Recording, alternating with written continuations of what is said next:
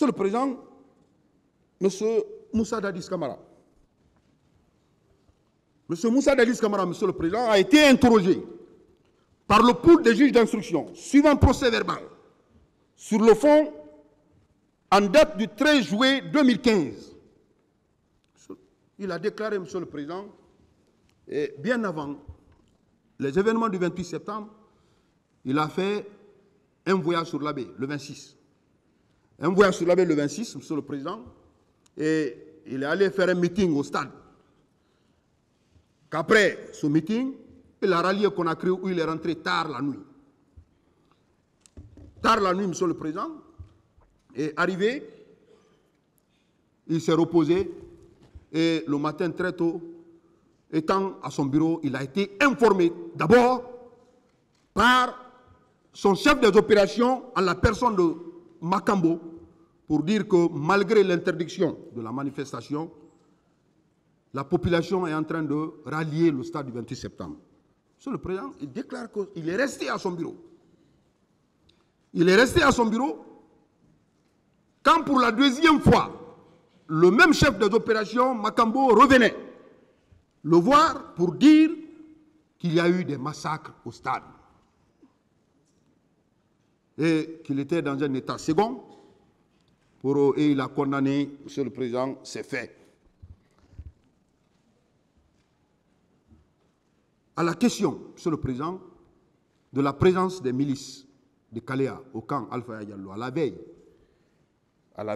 il a rejeté systématiquement pour dire qu'aucun élément de Kalea n'a été au camp Alpha Diallo avant les événements du 28 septembre. Sur la question de la conception, de la réalisation, Monsieur le Président, de ces faits, il a déclaré n'avoir commis aucun acte dans ce sens, et mieux, il déclare qu'il a pris un acte déclarant la journée du 28 septembre 2009 comme férié et a ordonné même le casernement des militaires, Monsieur le Président. Donc, étant à son bureau, il a été informé par Makambo qu'il y a eu ces événements au stade du 28 septembre et il y est resté sans sortir. Monsieur le Président, le capitaine Moussa Dadis Camara a nié systématiquement les faits qui lui sont reprochés et il a déclaré qu'il n'était informé de rien et il n'a posé aucun acte dans ce sens. Monsieur le Président, il a comparé devant votre tribunal et il a été interrogé. Il a été interrogé, Monsieur le Président, et il a aussitôt nié les faits qui lui sont reprochés. Comme moyen de défense par devant vous, Monsieur le Président, il a abordé d'abord la question du complot. Il a déclaré qu'il est victime de complot orchestré par les leaders politiques. Il a même cité le nom du professeur Alpha Condé pour dire que ce dernier est à la base de ce complot, Monsieur le Président. Donc, comme premier moyen de défense, il parle de complot orchestré contre lui. Il a réitéré, Monsieur le Président, les mêmes déclarations qu'il a eu à faire devant le pool de juges d'instruction pour dire qu'il n'a jamais été associé à la conception, à la réalisation de ces faits commis au stade du 28 septembre, le 28 septembre 2009. Monsieur le Président, sur la question de la présence, d'abord du recrutement de Kalea, il a nié ces faits devant vous. Il a nié ces faits, contrairement aux déclarations faites contre lui, Monsieur le Président, par les accusés, notamment commandant Toumba Diakité, pour dire que le recrutement de Kalea est une affaire personnelle du président Dadis et son ministre de la Défense. Cette déclaration, Monsieur le Président, malgré qu'elle a été également faite par le général Sano devant votre tribunal ici, pour dire qu'il a été instruit en sa qualité de chef d'état-major général de l'armée, pour dire que le recrutement de Kalea est une affaire personnelle du président de la République et de Monsieur le ministre de la Défense. Malgré cela, Monsieur le Président, le capitaine Moussa Dadis Camara a nié systématiquement son implication dans le recrutement de Kalea et de leur présence, non seulement au camp Alpha Diallo, mais également au stade du 28 septembre 2009. Monsieur le Président, M. Paul Massa Guilaoui, M. Paul Massa Guilaoui, Monsieur le Président, dans son procès verbal d'interrogatoire du 5 août 2015, il a déclaré qu'il n'était pas à Conakry le 28 septembre. Il a dit, Monsieur le Président, qu'il était à Cancan. À Cancan, et il est resté. Il est revenu à Conakry après les événements du 28 septembre, Monsieur le Président, et s'est retrouvé au camp Koundara. Il s'est retrouvé au camp Koundara puisque il avait des amis, notamment Bégré et autres, commandant Toumba. Il s'est retrouvé au camp Koundara où il assurait la sentinelle, Monsieur le Président. Il déclare, Monsieur le Président, quant aux tortures perpétrées dans ce camp, qu'il n'a jamais été associé aux différentes tortures dont les manifestants enlevés ont subi. Mais, Monsieur le Président, il a dit clairement, il a cité, il a dit effectivement que les tortures ont été perpétrées au camp Koundara et ces instructions venaient de Bégré. Il a même cité, Monsieur le Président, honorable assesseur, il a cité certains de ses collègues qui faisaient les tortures. Pour se soustraire, Monsieur le Président, il a dit qu'il souvent agissait en faveur des victimes, pour leur donner même les beurres de karité, que lui personnellement, il n'a jamais commis un quelconque acte qui est assimilable à la torture. Monsieur le Président, il a comparu également devant votre tribunal, interrogé. Quand il a été interrogé, Monsieur le Président, il a opté pour la dénégation systématique des faits et il a parlé de sa non-présence à Conakry le 28 septembre 2009, mais il a reconnu sa présence au camp Koundara au moment où les manifestants ont été enlevés, séquestrés et torturés. Monsieur le Président, il a dit, malgré qu'il a été cité par plusieurs partis civils, reconnu par plusieurs partis civils, pour dire qu'il était là, il administrait des coups, il proférait des injures. Monsieur le Président, il a systématiquement nié les faits devant votre tribunal. Monsieur le Président, honorable assesseur, tels sont les faits dans leur quintessence, telles sont également les déclarations tenues par les accusés depuis leur interpellation, en passant par le cabinet de juge d'instruction, jusque devant votre tribunal. Je vous remercie. La même ordonnance a attendu que les coups et blessures, violences volontaires ont été commis par les militaires de la garde présidentielle, gendarmes des services spéciaux et miliciens du centre de Caléa. Monsieur le Président, c'est vrai que la charge présidentielle est très lourde, mais je suis quand même désolé de constater cette façon de raisonner. On est en train de vous dire que quand vous êtes chef d'État, vous êtes responsable pénalement de toutes les infractions que les forces de défense et de sécurité peuvent commettre. Ça, c'est quel raisonnement ça? Il y a quelle logique dans ça?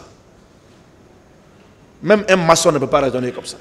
Un menuisier ne peut pas raisonner de cette manière. Même un forgeron ne peut pas avaler une telle affirmation. Il est responsable de tout ce qu'on peut reprocher aux gendarmes, aux militaires de la garde présidentielle, parce qu'il était le chef de l'État. Même des personnes respectables,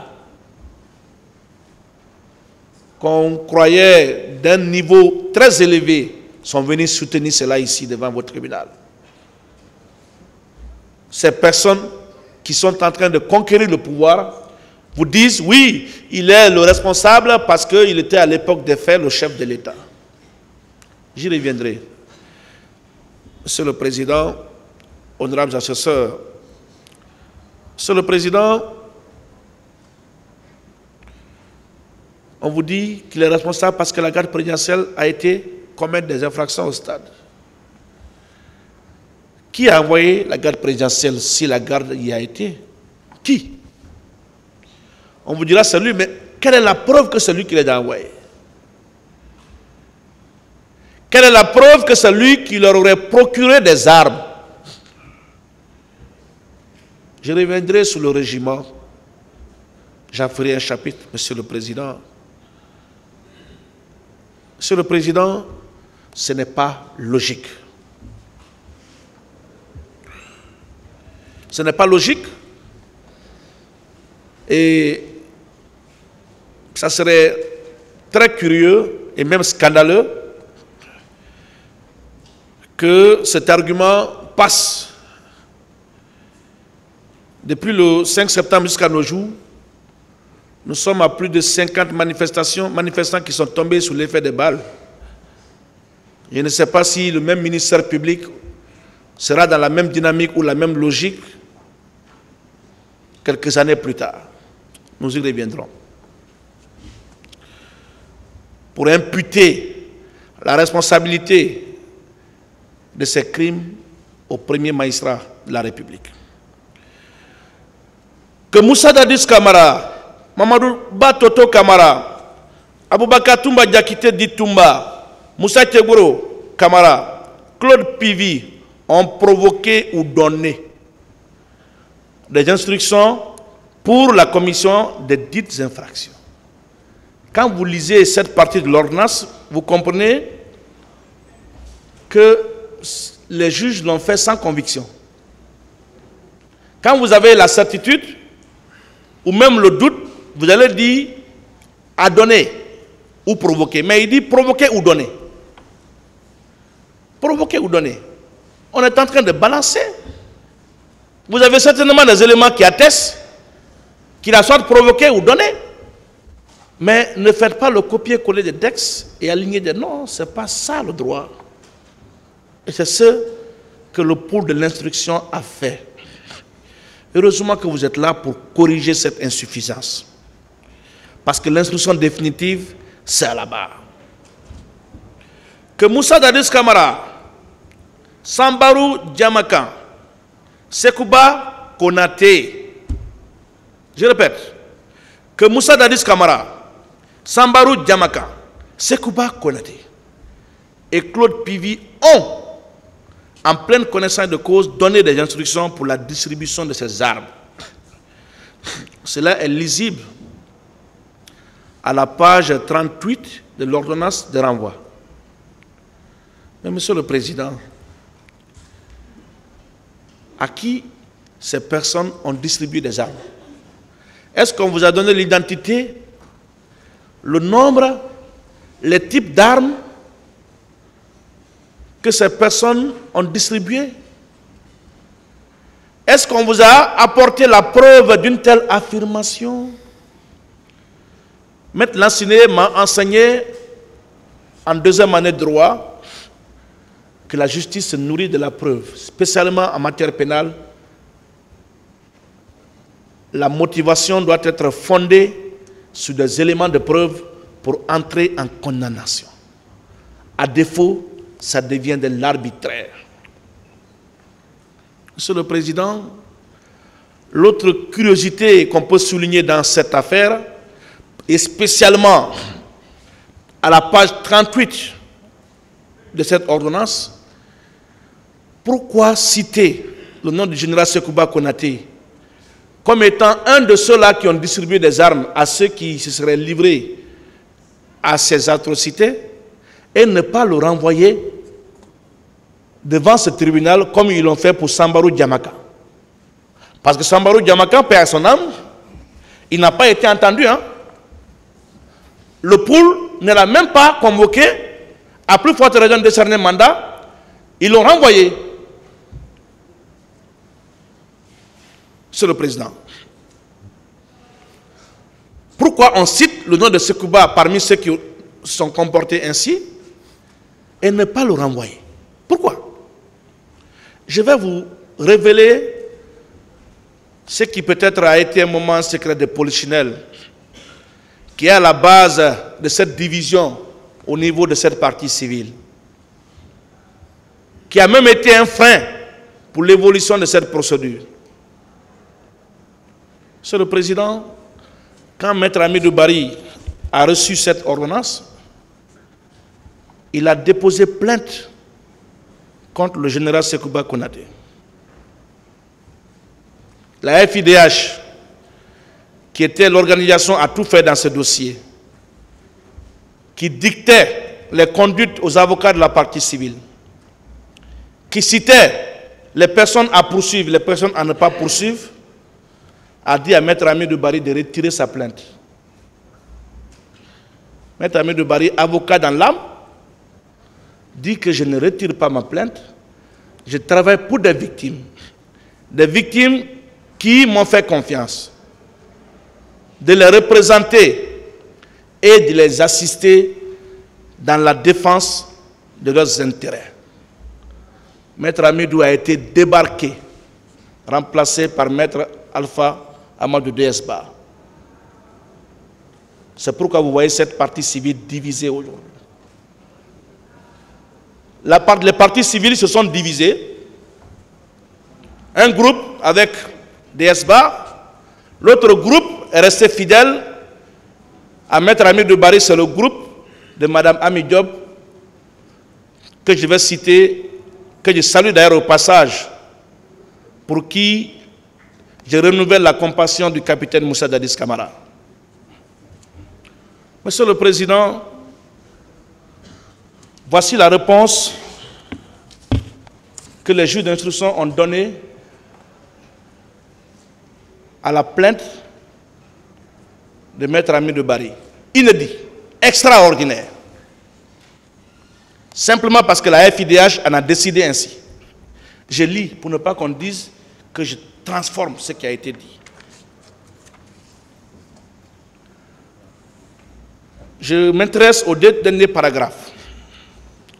Attendu en août qu'à la date du 19 juin 2015, Monsieur le procureur de la République près le tribunal de première instance de Dixine avait requis d'informer sur les mêmes faits par toute voie de droit du chef d'infraction de la responsabilité de commandement des chefs militaires et autres supérieurs hiérarchiques contre toute personne que l'information fera connaître, que toutes les personnes victimes de ces faits sont libres de se présenter devant les poules des juges d'instruction pour être entendues et se consulter partie civile,